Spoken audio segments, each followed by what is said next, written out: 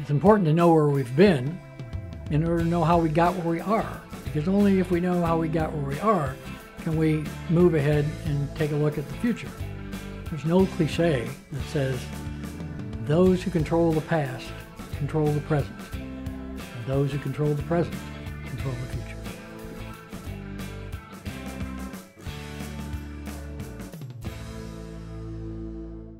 The most obvious lesson that I derive from my experience, both as a historian and as a labor activist, is the need to maintain solidarity.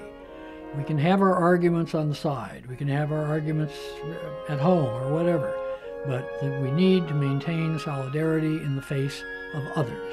That is, in the face of political people, in the face of the boss, and anyone else that whose behavior we want to affect.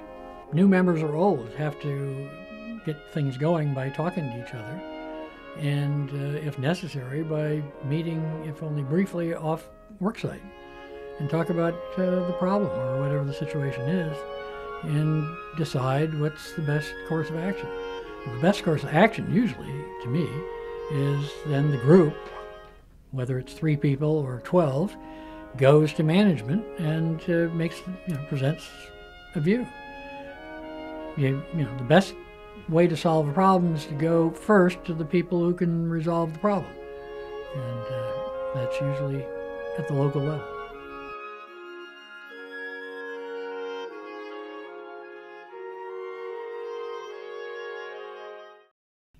I think leaders are made.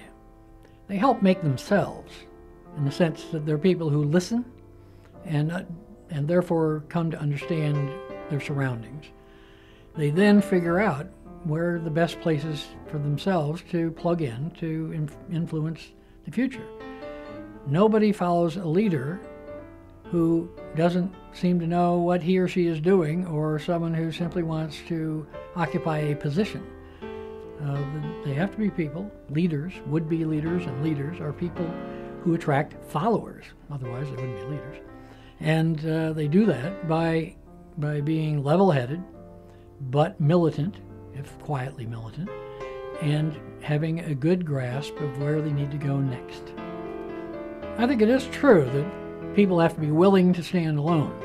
That doesn't mean, of course, yelling from the sidelines and simply being critical. But of course, if others see you standing for principle, they'll give you a second listen. They will take another look.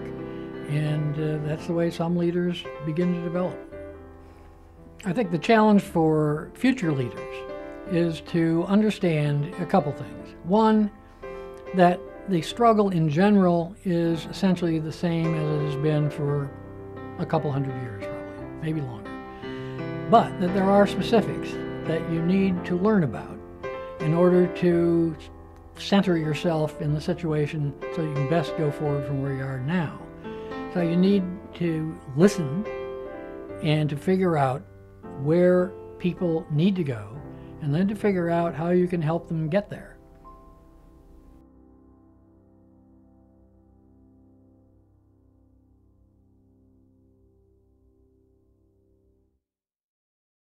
The struggles that we're engaged in and will be engaged in the future are pretty much the same struggles that our forebears have fought through.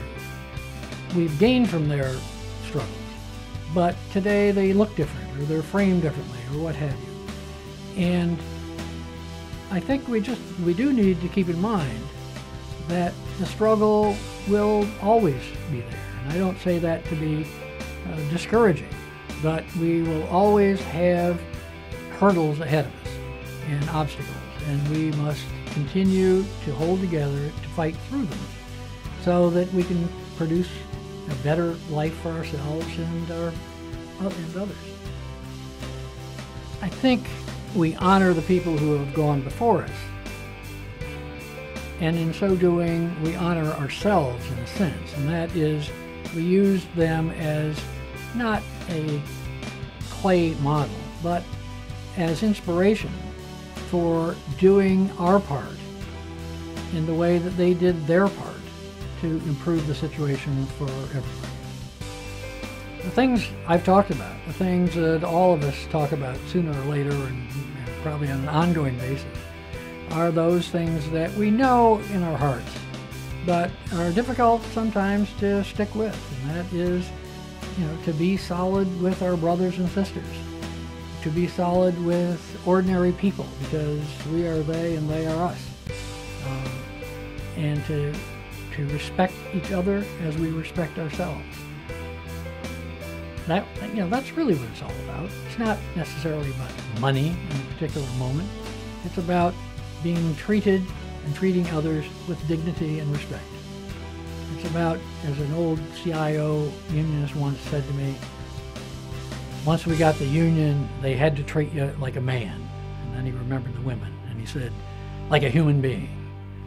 That's what it was all about, he said. And it is.